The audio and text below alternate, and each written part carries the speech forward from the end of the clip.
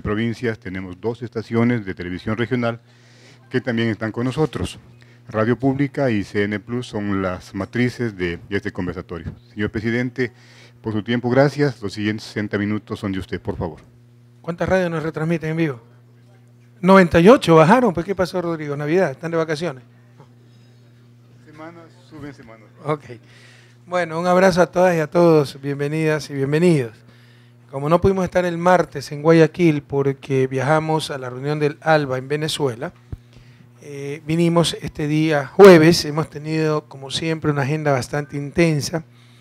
Empezamos recorriendo las instalaciones del Centro de Rehabilitación Social de Guayaquil. Recuerden que ahora el país está dividido en zonas, además de las provincias, ¿no? Además de las respectivas ciudades. Entonces había un centro de rehabilitación social en Guayaquil. Se ha construido uno nuevo, con mucha mayor capacidad, mucho más moderno, que es el centro zonal, para toda zona de influencia de Guayaquil. Y visitamos el antiguo centro de rehabilitación, ¿no? El que servía básicamente para la ciudad. Y realmente, pues, eso nos demuestra una vez más las condiciones deprimentes en que estaban las personas privadas de la libertad. Y aquí tenemos que hacer, como siempre, somos muy autocríticos, un reconocimiento de nuestras responsabilidades, de las omisiones. Es quinta o sexta vez que yo visito ese complejo carcelario, porque son varias cárceles. Está La Roca, está la que se llama Penitenciaría Litoral, y está el nuevo centro de rehabilitación social, ¿no? Y ha sido una tarea muy ardua, porque no solo se trata de derrumbar paredes y construir nuevas, se trata de cambiar mentalidades, cambiar corazones. O sea, la gente tiene integrado que porque son presos deben perder su libertad y su dignidad, que a familiares de los presos hay que maltratarlos, y ya voy a dar ejemplos de aquello. Ha sido durísimo avanzar. Sin embargo, veo luz al final del túnel. También ha habido una serie de dobles morales, de inconsistencias, ¿no? Uno tiene que en este oficio tan solo elegir de qué quieren que lo acusen ante los derechos humanos y toda esa parafernalia que hacen ciertos grupos. Porque cuando se quería construir una nueva cárcel, ahí van los supuestos dirigentes humanistas a oponerse hasta las últimas consecuencias. Y luego esos mismos dirigentes nos van a denunciar a Washington por el hacinamiento en las cárceles, los que no dejan construir las cárceles. Ese es el país. Ojalá con nuestros esfuerzos, pues, los que vendrán, el futuro gobierno, las futuras generaciones, tengan el camino un poco más fácil. Porque si bien ha avanzado mucho, hubiéramos podido avanzar mucho más si no hubiera habido tanta insensatez, tanta irresponsabilidad, tanta demagogia, tanta politiquería.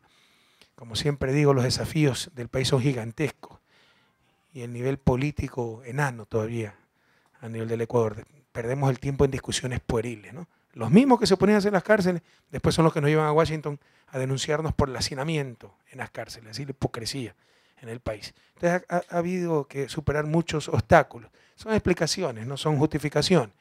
No hay atenuantes. Ha sido unas grandes falencias de la Revolución Ciudadana ir más rápido en la reforma carcelaria. También les recuerdo que apenas después de la Constitución del 2008 está en nuestras manos el sistema de rehabilitación social. Antes estaba en manos de la Fiscalía. Pero ha habido problemas, no ha habido la visión adecuada.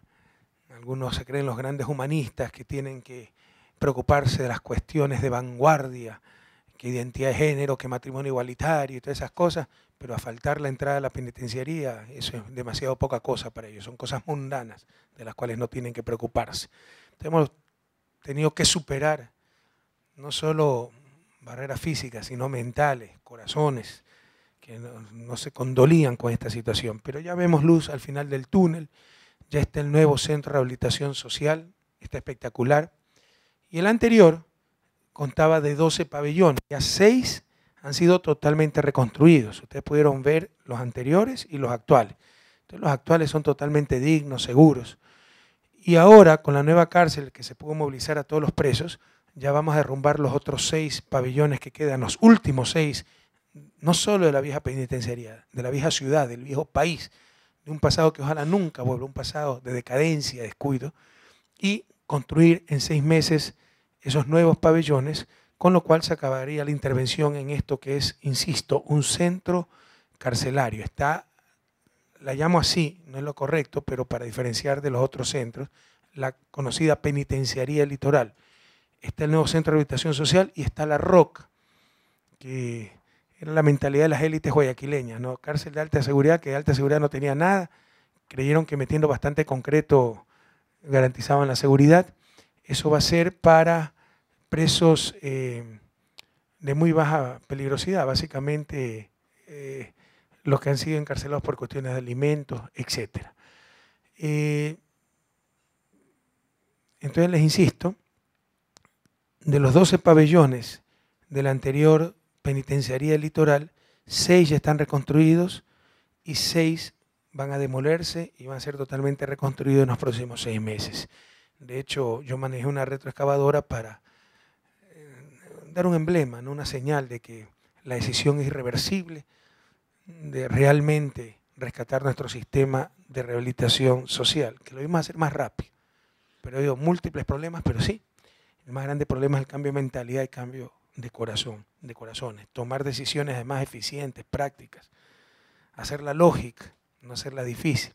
Por ejemplo, se está buscando terreno, perdimos como 2 años buscando terreno para la nueva cárcel, la que acaba de entrar en funcionamiento, cuando al lado de la penitenciaría había cualquier cantidad de terreno, pero había una torre de retransmisión y por eso no utilizaban, por una torre de retransmisión, que era mucho más barata moverla que conseguir y comprar nuevos terrenos. Pero bueno, todo eso ha sido superado y vemos luz al final del túnel. Luego fuimos a la nueva cárcel. El contraste es evidente, ¿no? Es una cárcel magnífica, hay pequeñas fallas que se están corrigiendo, por ejemplo las tuberías, bueno, esa no es tan grande, es una falla de diseño importante, pero la tubería era demasiado pequeña para el agua que necesita todo el complejo carcelario, entonces se tendrán que cambiar las tuberías, por lo pronto se está atendiendo con tanqueros. Sin embargo, nuevamente, el arte que tiene, no sé si están pasando esto por televisión, porque esto es uno de los errores. Tremenda guardería en el nuevo centro carcelario. Ni los barrios tienen esa guardería. No hay proporción, ¿no? Mientras de repente se exagera en algunas cosas, en otras cosas no se avanza absolutamente nada. Ese es el subdesarrollo, la falta de criterio, ¿ya?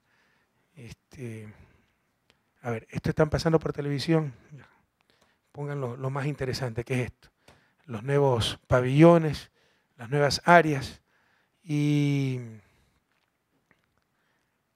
Pero aquí nuevamente problema, les insisto, o sea, es más fácil, Einstein decía, es más fácil desintegrar un átomo que un prejuicio. ¿Cuáles son los prejuicios, los estereotipos? Presos nomás son, no merecen nada. Y los familiares a maltratarlo. Yo no pospuse la inauguración de este centro porque el espacio para recepción de visitas era poco menos que una caballeriza. Habían puesto tubos para que la gente vaya en fila india, parados, y hay unas sillas de plástico y ahí vayan a visitar a sus seres queridos. Les dije, ¿por qué? Esto tiene que tener turnos electrónicos, aire acondicionado, sillas para esperar. Y efectivamente, invertimos decenas de miles de dólares y perdimos más tiempo para tener una buena sala de espera. Pues ¿saben lo que están haciendo? Las familiares de los presos esperan afuera. Y ya cuando llegó el momento de la visita a la 1:30, pasan y pasan solo viendo cómo es de bonita la sala de espera y continúa. O sea, no esperan en la sala de espera, esperan afuera. Es algo increíble. Es algo increíble. O sea, ya no hay pretexto. Es mentalidad. O sea, y estereotipos. Les aseguro que si hubieran coloraditos con apellidos ribombantes, ahí lo hicieran pasar a esperar en la sala de espera con aire acondicionado, pantallas, turno electrónico. Pero como hay gente pobre, sencilla, familiares de los presos, que esperen afuera. Eso es lo que he visto hoy día en el Centro de Rehabilitación Social. Ya se han dado las instrucciones del caso para tomar medidas. Esto es incapacidad pura y simple, ya no es falta de recursos, falta de criterio. Ah, no, es que son familias que vienen en las horas que no les corresponde. Además de ser falso, porque también habían las familias que venían en las horas que les correspondían y estaban haciendo fila afuera, esperando la 1:30 para que le abran las puertas, cuando se tiene que esperar en la sala de espera, como su nombre le indica. Además de eso, de que no eran solo esas familias que fueron en horarios equivocados, perfecto. Si van en horarios equivocados, atiéndanla, pero en la sala de espera le habían puesto una carpa con unas sillas plásticas afuera y le aseguró porque sabían que el presidente iba, porque ni siquiera eso había. Entonces, les insisto, o sea, no es solo construir paredes, es cambiar mentalidad y eso es lo más duro para el desarrollo. Todavía tenemos un subdesarrollo mental en ciertas autoridades, en ciertos segmentos, un tercermundismo, estereotipos, ¿no? Familiares de los presos nomás son, así que maltraten. Les aseguro que si fueran coloraditos, con nombres rimbombantes, ahí sí los hacen pasar a la sala de espera. O sea, no sé si me explico, a la sala de espera vacía y la gente esperando afuera de la penitenciaría en las mismas colas de siempre. Esa es la genialidad de ciertas autoridades y de ciertos segmentos del Estado. Yo he ordenado que se tomen las medidas del caso, le he ordenado al gobernador que controle estrictamente eso y que no permita eso. Y por supuesto que habrá sanciones y destituciones para los funcionarios responsables de tamaña barbaridad. Luego de esto, pues, pero por si acaso, gran parte del descontento, que pasa es que es una anarquía. Los que me acompañaron hoy día de mañana a los anteriores pabellones de la penitenciaría, y llamamos penitenciaría para diferenciar de la nueva cárcel, habrán visto hasta un cabaret que había ahí, tienda de abarrotes, antenas para televisión, o sea, cada preso, el que tenía poder, tenía su televisión. Ya en los nuevos centros no hay absolutamente nada de eso, entonces perdieron el poder. Las visitas iban cuando les daba la gana, ahora hay estrictos horarios, hay visitas, pero con horario. Entonces los que no quieren disciplinarse arman un escándalo que algunas veces medio ligeramente es tomado por los medios de comunicación para hacerle daño al gobierno y le hacen daño al país. Entonces, en eso no vamos a ceder, hay que organizar el sistema. Lo que no es posible es que si una familia va fuera del horario que le corresponde, no espera, en la sala de espera no se le da la explicación con aire acondicionado, sentados como seres humanos, sino afuera, en el polvo, en la calle. O los que van en el horario hacen la fila afuera y a la hora de visita las permiten entrar. ¿Usted para qué está la sala de espera? Por Dios? Ese es un absurdo total, es increíble. Einstein decía, ¿no? Solo hay dos cosas ilimitadas en nuestra existencia. Solo hay dos cosas que no tienen límite. El universo, y me refiero al universo, el decente, ¿no? El cosmos y esas cosas, y la estupidez humana. Y sobre la primera no estoy tan seguro, decía Einstein. Increíble. Bueno, luego de esto fuimos al otro lado de la ciudad, al sur, a la zona de Fertiza, donde hay 9 hectáreas de la Asociación de Fútbol del Guayas, ASO Guayas, con quien hemos hablado y hemos llegado a un acuerdo. En esa zona, yo estoy obsesionado por dar espacios verdes a Guayaquil, porque como educador, como un amante del aire libre, sé lo importante que es esto. Y se habla de, primero, de modelos exitosos, el que quiera creer esa patraña ya es su problema, ¿no? Segundo, de seguridad, y creen que la seguridad solo se va a lograr con más policía. O sea, que nuestros jóvenes no caigan en vicios, no tengan pandillas, etc. Pero si no tienen un espacio verde, pues ¿dónde conocer la naturaleza? ¿Dónde jugar fútbol sanamente? Claro, no justifica la violencia, las pandillas, los vicios, pero obviamente pues es uno de los factores que desencadena todos estos problemas. Entonces estamos obsesionados, no solo con la voluntad política, realmente entregados a esto de dotar de espacios verdes a todas las ciudades del país. El día de ayer acabo de inaugurar un parque espectacular que quedó en segundo lugar en un concurso mundial realizado en Francia, en la ciudad de Ibarra, donde era el anterior aeropuerto. Lo mismo podemos hacer en el viejo aeropuerto de Tena, si tenemos la colaboración del municipio, en el viejo aeropuerto de Machala, si tenemos la colaboración del municipio, en el viejo aeropuerto de Puerto Viejo, si tenemos la colaboración del municipio. Vaya, vean el ejemplo de Ibarra. Es un problema de todas nuestras ciudades, la escasez de espacios verdes. La OMS, la Organización Mundial de la Salud, recomienda 9 metros cuadrados de espacio verde por cada habitante, como mínimo. Guayaquil tiene alrededor de 1 metro cuadrado por cada habitante. Y a eso le llamaban modelo exitoso. Y nos quieren ver hasta cara de idiotas, ¿no? 1.600 parques, o sea, para la mediocridad de la partidocracia poner un florero en un parqueadero y es hacer un parque. Pues, ¿no? Estamos hablando de los Samanes, estamos hablando de Santalla, estamos hablando pues de verdaderos parques con todas las instalaciones adecuadas para el disfrute de las familias, etc. Entonces esto es una obsesión realmente, dotar a Guayaquil de espacios verdes y lo vamos a hacer. Y uno de los terrenos que hemos identificado es esto, las canchas de ASO Guayas en la zona de Fertiza, zona que urgentemente necesita espacios verdes. Todo eso fue invasión. La zona de los Guamos, la parroquia de Jimena, el sur, etc. Todo eso se construyó sobre manglar de forma absolutamente desordenada. ¿Y qué pasa actualmente? Tienen 9 hectáreas, de las cuales ustedes lo están viendo en pantalla, ¿ya? Al menos una tercera parte está ocupada con containers para tener sus fonditos a ASO Guayas. Entonces sacrifica espacio verde para poner containers y lograr algunos fondos. Y el resto de canchas, además de estar en muy mal estado, este es el estadio de Azoguaya, donde se juega el campeonato de segunda categoría juveniles. Y estas son algunas canchas también en mal estado para entrenamiento, etcétera. Pero todo esto es cerrado. O sea, no tiene acceso el barrio. Entonces vamos a hacer todo esto un conjunto de canchas y espacios verdes abiertos a todo el barrio. Pero no solo eso. Estos son terrenos privados con muy baja densidad, como ustedes verán, también son para tener containers, galpones, etcétera.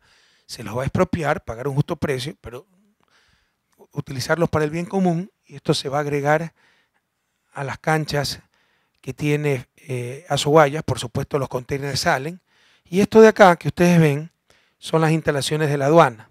Nos falta una revisión final, pero en principio, aquí estaba el cuartel de la Policía Aduanera, aquí está una piscina que tenía el cuartel, que ahora está abierta al público, al menos los fines de semana.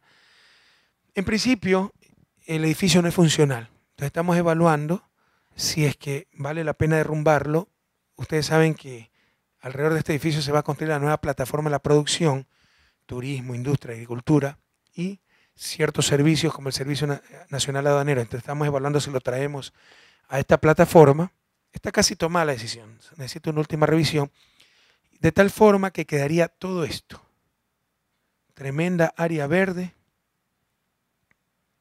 para el sur de Guayaquil Fertiza. Todo esto, árboles, las canchas en buen estado, y esto sí también, mucho árbol, ¿no? Todo esto, muchísima área verde, que es lo que necesita urgentemente Guayaquil. Entonces, por lo pronto, pues ya va a empezar la fase 1, es todo esto lo que ya tiene Azoguaya. ¿Qué gana Azoguaya? Es un trueque. Lo vamos a mandar a Los Amanes. Ahí ya se está acabando un espectacular estadio de 8.000 personas con césped sintético, iluminación. Esta cancha no tiene iluminación, que lo vamos a ceder a Azoguaya a cambio de esto. También va a tener sus oficinas, le vamos a ofrecer oficinas en los bloques que estamos construyendo y un espacio adicional para sus canchas, etcétera, mandados por Azoguaya, pero integrado al complejo de Los Amanes. Y ellos nos pasan todos estos terrenos del sur, donde con toda esta parte que vamos a añadir, ya serían cerca de 16 hectáreas de espacios verdes en esta zona de Fertiza, es decir, un parque gigantesco. No creo que haya un parque de 16 hectáreas en este momento en Guayaquil, ninguno. No, en ningún lado. ¿Cuál tiene 16 hectáreas? O sea, Los Amanes obviamente tiene 800. Bueno, aparte de Los Amanes, no hay. Entonces sería el segundo parque más grande de la ciudad. De hecho, sería el tercero más grande, porque el segundo más grande va a ser el que está en la zona de autoridad portuaria, en Los Guasmos, al sur, donde estamos haciendo el Hospital del Sur, donde estamos haciendo las 2 escuelas del Milenio, porque hay cerca de 60 hectáreas que tiene autoridad portuaria botadas. Entonces, la estamos incorporando. Sin embargo, no va a ser parque puro, va a ser un espacio público, zona de desarrollo urbano, es decir, va a haber edificios públicos, espacios verdes y ciertos sectores para vivienda. No va a ser parque, pero va a tener mucho verdor. Eso es cerca de 60 hectáreas. Esto va a ser solamente parque, cerca de 16 hectáreas. Entonces este proyecto ya avanza, ¿no? Y como decíamos, hoy día de mañana en Azoguaya había muchos jóvenes ahí. Les insisto, nos falta mucho. Tenemos 1 metro cuadrado más o menos de espacio verde por habitante. La OMS exige 9 metros cuadrados por habitante. Con los proyectos que tenemos, sin contar el último proyecto que estamos creando, ya les voy a explicar, llegaríamos a cerca de 13 metros cuadrados por habitante, o sea, más allá del mínimo. Lo óptimo, ojalá, mientras más alto mejor, ¿no? Ojalá nuestras familias pudieran vivir en medio de espacios verdes. Entonces, con esto tendríamos la zona de autoridad portuaria al sur. Vamos a optimizar la base naval sur, donde hay mucho espacio desperdiciado. Eso seguirá siendo base naval, la principal base naval del Ecuador, pero se pueden mejorar ciertos espacios, hacer canchas deportivas y dar acceso a la ciudadanía. Tenemos el Parque Fertiza. Tenemos la zona de Cuenca, Capitán Nájera, Tungurahua, todo aquello, donde está el Yeyo Uraga, donde está el Ramón Unamuno, donde está el Abel Jiménez Parra. Esas son instalaciones de la Federación Deportiva del Guayas. Se derrumbará, excepto la tribuna del Yeyo Uraga, que es de muy buena calidad, muy sólida, servirá para, además de jugar béisbol, pero ya abierto para todo el mundo, para espectáculos, etcétera. Y tendremos un nuevo parque de cerca de 8 hectáreas para el centro sur de Guayaquil. A cambio de eso, le construiremos esas instalaciones en el Parque Los Amanes a la Federación Deportiva del Guayas, el estadio de béisbol y el Coliseo Abel Jiménez, pero un nuevo coliseo y espectacular coliseo. El coliseo actual es tremendamente elemental, es básicamente un galpón. Tenemos el del Magap, que va a ser pequeño, pero en otra zona donde se requiere muchísimo espacio público, ¿no? Ese va a ser sobre todo un parque infantil. Tenemos el de la entrada de la Tarazana, Banco de Fomento, donde estaban los galpones del Banco de Fomento y el club de los empleados del Banco de Fomento. Todo eso se derrumba y se va a hacer un parque de casi 2 hectáreas, va a ser ahí, ¿no? Y básicamente infantil también. Tenemos obviamente el Parque Los Amanes, tenemos Santay, tenemos las riberas del Salado. Hoy día de mañana conté 12 parques y aquí me va a dar 10 nomás, pero bueno, me faltan 2 por ahí que se me están escapando, ¿no? Y tenemos un nuevo proyecto que ya empezamos a sobrevolar para estudiarlo la semana pasada, que es el malecón, pero desde Pascuales hasta Puerto Marítimo. Y no pues el malecón de la partidocracia, no puro cemento. Esa es la diferencia, ¿no? Santay versus Disneylandia que quiere hacer ahora la partidocracia, ¿no? Eso es lo que van a escoger los jóvenes y los guayaquileños el próximo febrero. Sino que va a ser un parque verde, un parque lineal verde, con canchas, con juegos infantiles, ejercicios al aire libre, espacios deportivos, ciclovía, caminería, etcétera, para disfrutar el río, que es maravilloso, y además la naturaleza, el verdor, tener espacios de sana diversión con la familia, etcétera, ¿no? Todavía no calculamos exactamente, pero eso debe ser unos 40 kilómetros de parque lineal. Con eso obviamente pulverizamos las recomendaciones de la Organización Mundial de Salud en cuanto a espacio verde por habitante, ¿no? Y convertirá a Guayaquil seguramente en la ciudad más verde de Ecuador, con toda seguridad también una de las más verdes de Latinoamérica y probablemente una de las más verdes del mundo. O sea, un cambio radical de lo peor a una ciudad realmente con verdor, realmente ecológica. Eso, más un sistema de transporte amigable con el medio ambiente, es decir, con energía renovable, no quemando combustible. Ese es el tren de superficie que está en nuestro plan estratégico de movilidad, el PEM. Ya hemos empezado con Quito, con el metro, ahí es subterráneo, con Cuenca, con el tranvía superficial, de superficie, todo es eléctrico. Y continuaremos con Guayaquil. Para eso necesitamos la coordinación con las autoridades locales, ese tren ligero. Entonces, que no queme combustible, que sea con energía renovable, energía eléctrica, hará Guayaquil una ciudad muy amigable con el medio ambiente. Me faltan 2 parques por ahí, ya me voy a acordar.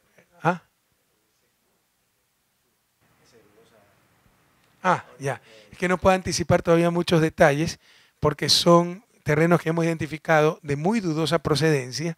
Entonces no quiero poner en alerta a los propietarios de eso, pero también tenemos identificado un par de terrenos muy importantes también en el centro sur de Guayaquil, pero bueno, no puedo dar más detalles al respecto, pero en verdad van a ser 12 parques gigantescos que incluso transformarán la realidad de Guayaquil, más el tren de superficie, pues hará de Guayaquil unas ciudades con más caos de tráfico, contaminación, con ausencia de espacios verdes, a el otro extremo, la ciudad del Ecuador y probablemente Latinoamérica con más espacios verdes, con mejor sistema de transporte, un sistema de transporte masivo, amigable con el medio ambiente. Luego de esto, fuimos al parque histórico pues a una linda actividad que era el almuerzo navideño, uno de los programas muy hermosos, ¿no? Y también muy importantes que tiene el gobierno nacional, que es la erradicación del trabajo infantil. Nos reunimos con 150 niños que antes trabajaban, ahora están con sus familias, algunos están en nuestros hogares de acogida, pero en todo caso ya ninguno trabajando, sino estudiando, jugando como corresponde a su edad. Fue un momento muy agradable, son cosas que a uno le llenan de alegría. Además estuvieron jugadores de la selección de fútbol, Felipao, Frickson Erazo, para que no duden de nuestro espíritu democrático, accentro de la selección de Barcelona. Estuvo Luis Chiriboga, presidente de la Federación Ecuatoriana de Fútbol, pero también estuvo el presidente de Emelec, Nassim Neme, y jugadores de Emelec y de la selección, como Fernando Gaibor, Pedro Quiñones y bueno, Marco Caicedo, que solo es jugador de Emelec, aunque me parece que alguna vez fue convocado también a la tricolor. Bien, y luego de esto pues regresamos al gobierno zonal de Guayaquil, este edificio, donde hemos tenido actividad de despacho, preparación del enlace ciudadano, y en estos momentos, 6 de la tarde, nos encontramos en este conversatorio con los medios de comunicación. Así que bienvenidas y bienvenidos nuevamente y muchas gracias por estar aquí. Igual a usted, señor presidente, gracias por su gentileza. Esta ronda de preguntas del conversatorio la va a iniciar Leonor Vázquez de CN Plus, por favor.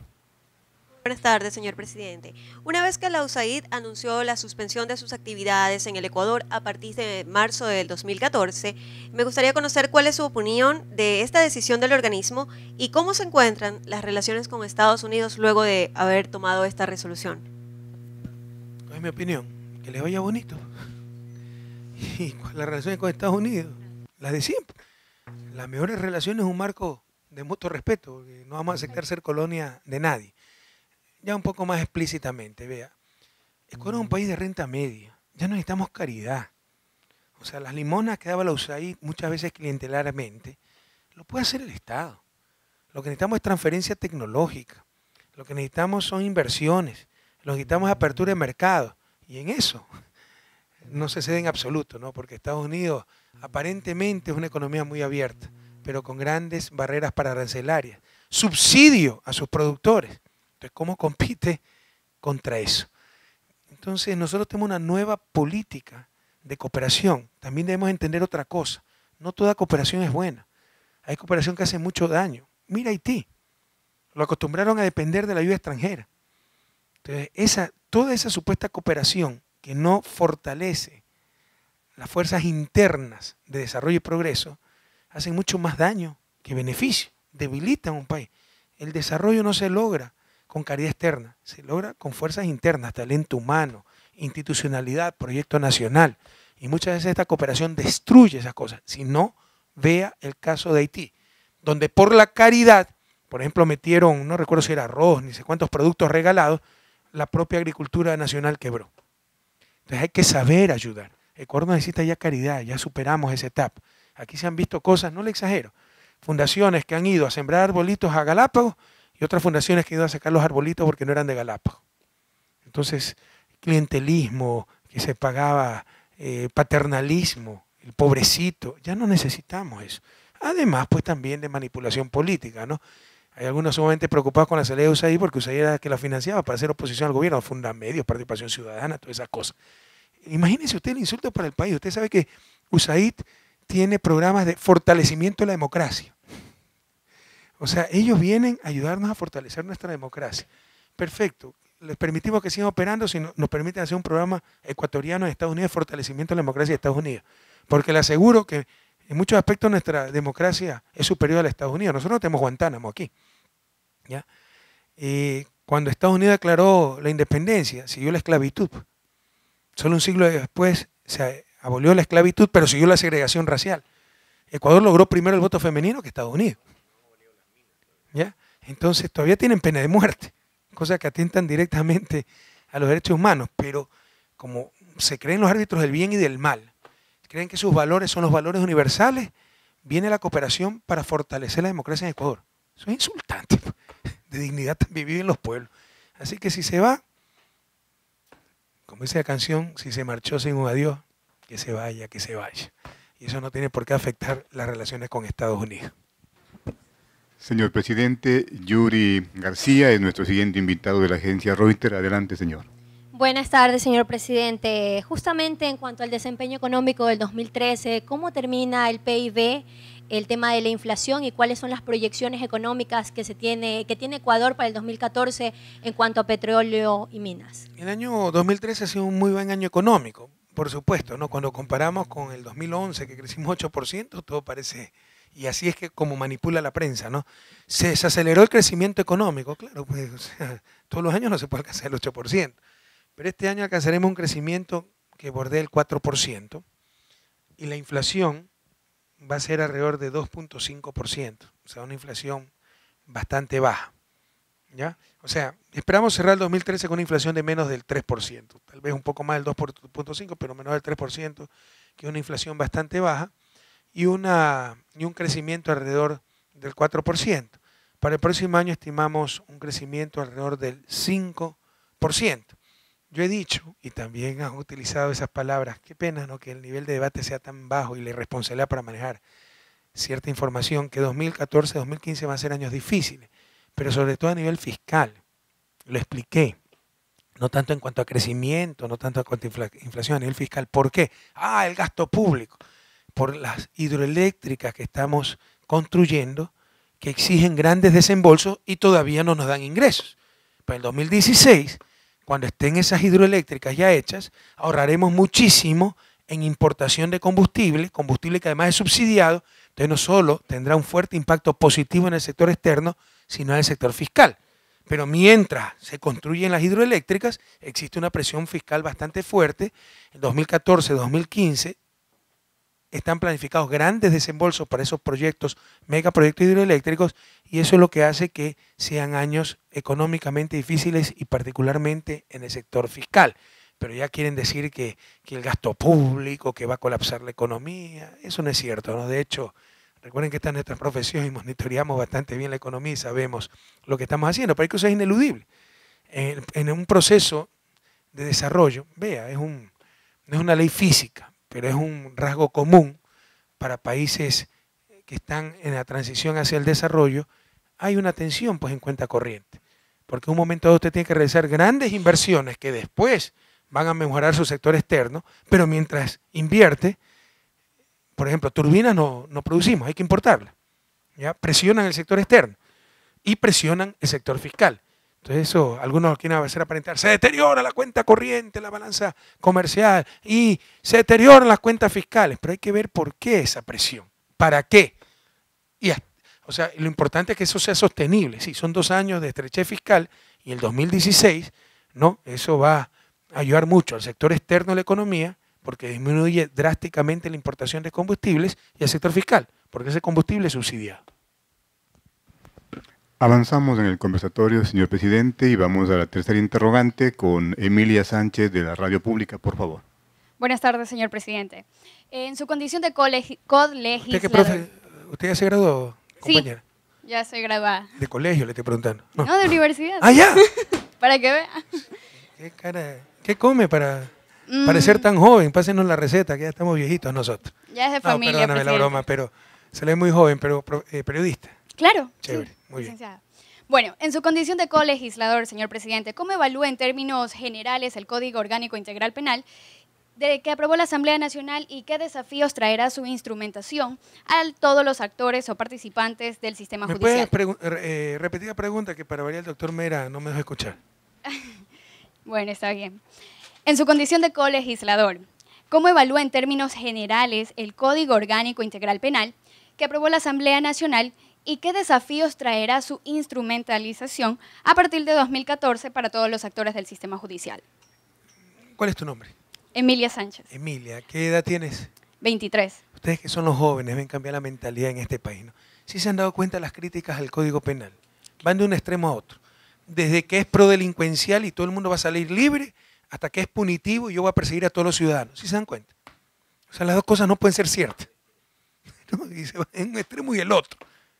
¿Ya? Porque es mentira.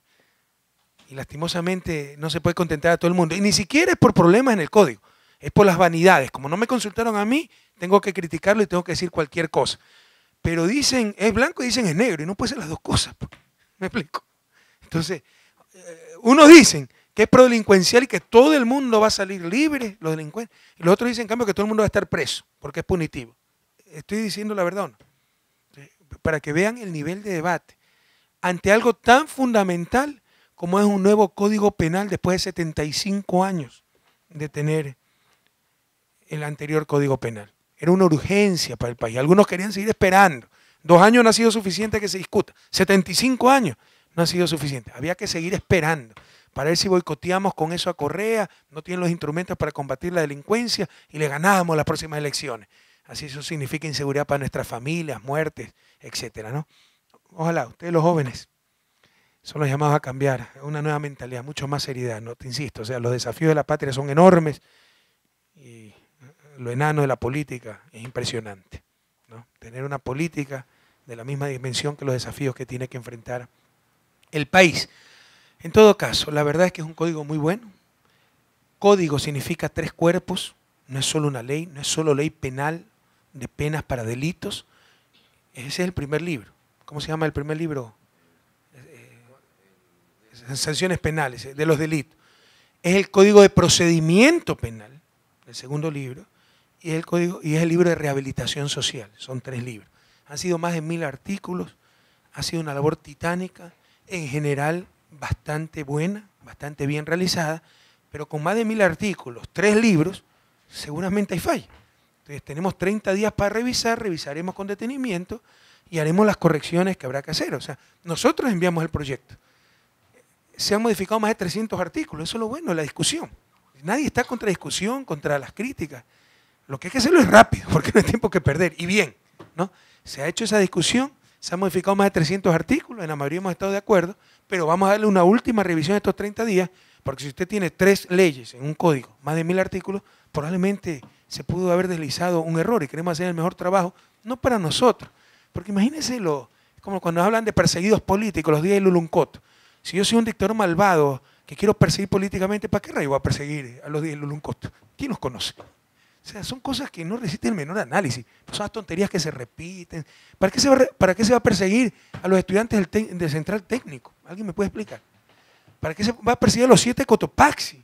Suponiendo que seamos esos perseguidores, odiadores, sátrapas políticos, ¿no? Como nos quieren presentar ciertos supuestos movimientos de derechos humanos y cierta prensa corrupta. Pero no resiste el menor análisis. Entonces acá, queremos un instrumento para oprimir a los ciudadanos. Bueno, ya a mí me quedan 3 años de gobierno.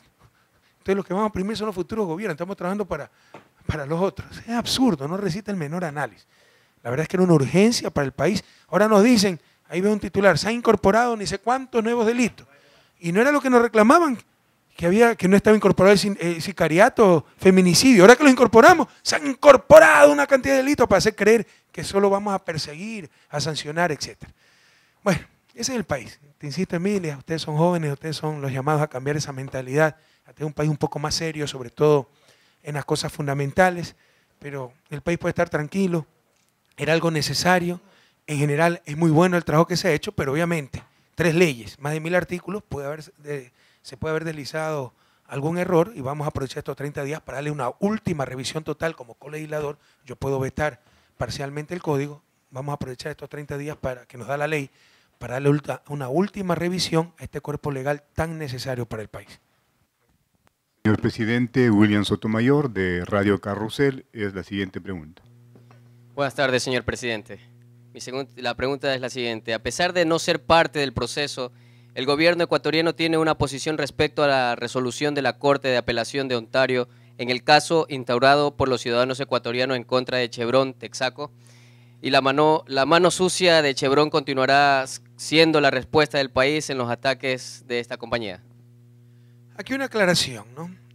Porque todo lo confunde la prensa y tenemos una campaña de esta empresa corrupta y corruptora de Chevron terrible, ¿no? Que nosotros nos hemos involucrado en el juicio. Nosotros no nos hemos involucrado en el juicio. ¿Y por qué estamos en esta campaña de responderle a Chevron? Porque ellos nos demandaron ante la Haya. O sea, entendamos que hay 2 cosas distintas.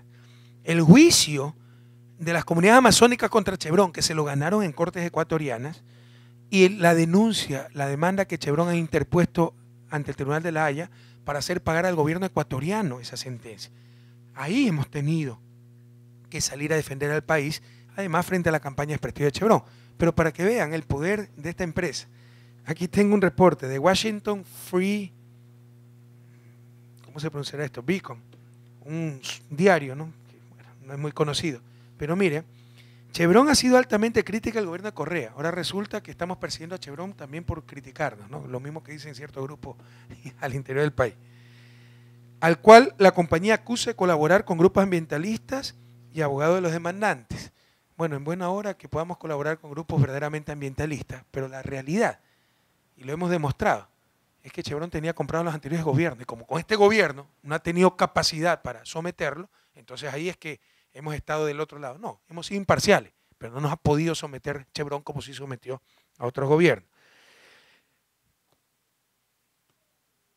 El cual la compañía acusa de colaborar con grupos ambientalistas y abogados de los demandantes, quienes buscan ejecutar un fallo de 18.000 millones de un tribunal ecuatoriano contra Chevron. Chevron ha tildado a Correa como poco menos que un matón político corrupto. O sea, yo soy un matón político corrupto porque defiendo a mi país de la campaña mundial de desprestigio de estos, sí, ahí sí, sinvergüenzas corruptos.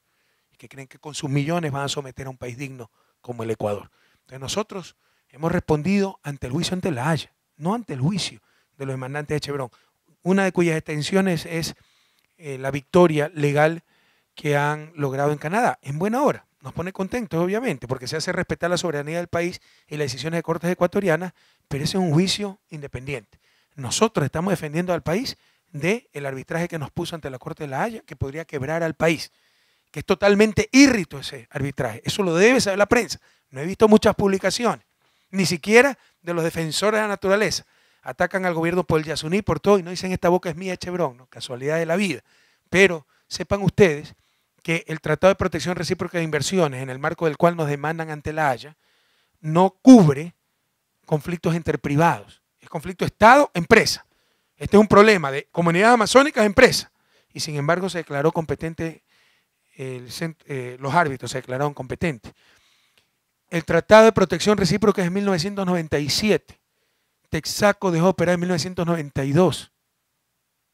No existía el tratado en esa época. Sin embargo, cometen la monstruosidad jurídica de aplicar retroactivamente el tratado. Esos árbitros ordenan al Ecuador, un país soberano, un Estado de Derecho con separación de funciones, detener la sentencia. Eso lo ordenaron al gobierno. ¿Se imaginan esa barbaridad? Detener una sentencia. Y por último, ya se resolvió el juicio a nivel de casación y se modificó, se ratificó la culpabilidad de Chevron, pero se modificó la sentencia. Y no ha querido aceptar esa nueva sentencia del tribunal. Se quedó con la anterior sentencia. O sea, monstruosidad tras monstruosidad.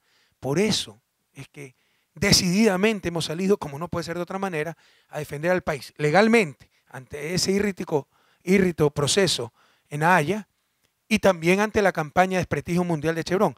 Y quiero decirle que están ya pidiendo derecho de piso. O sea, se han dado con la piedra entre los dientes, creyeron que no iban a milanar, que íbamos a tener miedo de sus millones, su prepotencia, esos abusos. Ya se han dado cuenta que escogieron el peor país para tratar de abusar de él, porque como siempre digo, es un país pequeño pero inmenso en dignidad y tenemos la mejor arma contra tanta prepotencia, contra tanta mentira, contra tanto abuso, contra tantos millones, que es la verdad. Y la verdad es tan sencilla como es. Vayan a 3 horas de Quito, a un pozo como el Aguarico 4, metan la mano y sacarán la mano sucia de Chevron. Y dirán, ah, no, eso lo contaminó Petrocor. Preguntan a las comunidades si Petrocor alguna vez operó ahí. No podrán ocultar la verdad es demasiado contundente. El juicio moral, Chevron lo perdió hace rato. Ahora tenemos que ganarle también ese írrito juicio que nos puso en Haya. Ese es nuestro compromiso. Lo otro es un juicio entre privados, pero obviamente nos contenta mucho que Canadá haga respetar las decisiones soberanas del sistema de justicia ecuatoriano. Señor presidente, la televisión también tiene aquí una pregunta con Nicole Cari. Adelante, por favor, con la tele. Buenas tardes. En la reciente cumbre del ALBA Petrocaribe se designó a Ecuador justamente como coordinador de la creación de una zona económica regional. ¿Cuáles serían los principales beneficios que obtendríamos como país y quién lideraría este proceso, según nombre? A ver, se decidió hacer una zona económica, pero no en la mentalidad neoliberal de competencia, un gran mercado, sino de cooperación, complementariedad. Por ejemplo, todo el Caribe es deficitario en energía. Venezuela es supravitario. Entonces Venezuela les da petróleo con facilidades de pago, con trueque, etcétera, incluso a República Dominicana. Obviamente, ustedes saben, República Dominicana y Haití es una sola isla, ellos importan combustible. Entonces también participan de Petrocaribe. La cumbre del ALBA y de Petrocaribe decidió que sea Ecuador el que coordine la consolidación de esa zona económica. Y las potencialidades son inmensas, pues estamos hablando, ALBA tiene 416.000 millones de Producto Interno Bruto, Petrocaribe 324.000 millones, en total 740.000 millones. Es una parte económica, 111 millones de habitantes, cerca de 24 países, es decir, 2/3 de la Organización de Estados Americanos. Esto también tiene implicaciones muy importantes políticas si logramos coordinar acciones conjuntas. Entonces, las potencialidades son enormes si se hace bien hecho, si se hace con una visión de complementariedad, de solidaridad, no el absurdo de la competencia, no el absurdo de la ley de la selva, como es la integración entre comillas neoliberal, que no busca hacer una zona económica común de países hermanos, sino tan solo un gran mercado con consumidores y el sálvese quien pueda. Entonces, las potencialidades son enormes. Estamos hablando de 2/3 de países de la Organización de Estados Americanos, de 740.000 millones de dólares en Producto Interno Bruto y de 111 millones de habitantes. Señor presidente, atendemos una última interrogante, en este caso de José Luis Calderón, de TC Televisión, por favor. ¿Cómo está, presidente? Buenas tardes. Sería muy importante poder obtener su pronunciamiento en torno a las relaciones con Panamá. ¿Se podría originar un impasse diplomático con esta nación? Gracias. ¿De qué medio eres tú? TC Televisión. Gracias por tu pregunta. ¿Cuál era tu nombre? José Luis Calderón. José Luis. Gracias. Gracias por tu pregunta. Vea, Panamá debe entender que aquí es un Estado de Derecho, que no nos van a asustar, ni siquiera preocupar las expresiones hasta insolentes de ciertos funcionarios que hablan de chantaje. Yo no sé si ellos tengan experiencia en chantaje. Ecuador no tiene esa experiencia. Lo que somos es un Estado de Derecho. Esto está en manos de la Fiscalía. Aquí hay separación de funciones y la Fiscalía tiene todo el derecho de tomarse el tiempo que sea necesario, de acuerdo a las leyes nacionales e internacionales, para tratar el caso de ese barco, que en principio, ya, si es de Panamá, fue capturado en aguas internacionales, tendrá que ser retornado a Panamá. También es sospechosísimo, no es un barco de narcotraficantes, ¿no? Porque el apuro, el interés de que regrese tan rápido. Pero, para empezar, pues hay que certificar. Yo he hablado con el fiscal y he dicho, ¿qué pasa con esto? Para empezar, pues hay que certificar que es de Panamá, pues no basta que tenga una bandera panameña para que sea de Panamá. En todo caso, el país tiene todo el derecho de tomarse el tiempo que sea necesario para, de acuerdo a sus procedimientos nacionales y a los tratados internacionales, ¿no?, tomar una decisión sobre ese barco. Panamá es un país soberano, puede llamar a su embajador cuantas veces sea necesaria, puede su canciller decir lo que le dé la gana, pero por lo menos esas expresiones son insolentes y las rechazamos de plano, ¿no? Decir que se está chantajeando con el problema del barco para el asunto de Galo Lara, lo de Galo Lara fue inadmisible. Ustedes saben, es segunda vez que ese señor sale huyendo del país acusado de asesinato. ¡Segunda vez! ¿No? Está acusado de un delito común y el argumento fue que no habían las garantías legales aquí para un juicio justo para Galo Lara. Eso es insultante para el país, pero bueno, tienen el derecho de otorgarle asilo, así sea una ofensa a lo que han hecho al Ecuador. Pero en este caso, decir que se quiere chantajear a Panamá, eso es inaceptable, señores. Eso es inaceptable. ¿No? Ecuador no es un país chantajista y nos parece totalmente insolente esa declaración del canciller panameño. Y por supuesto que va a afectar, pues si dice una barbaridad así. Y les insisto, no nos van a amilanar, no nos van a asustar, pierden su tiempo. Este es un país soberano, con separación de funciones. El caso de ese barco está en manos de la función judicial, particularmente la Fiscalía, ¿no? Y ellos tienen todo el derecho de tomarse el tiempo que sea necesario para tomar la decisión pertinente, ajustado al derecho nacional y al derecho internacional. Digan lo que digan ciertos países extranjeros y eso no va a milanarnos en absoluto. Señor presidente, muchísimas gracias por haber atendido este conversatorio que ha llegado a través de 98 emisoras en 9 provincias y en 12 canales regionales. Muchísimas gracias y una buena tarde. A ustedes una feliz Navidad, ¿no? Nos hemos de ver antes de Año Nuevo, pero si no nos vemos, un feliz 2014 también.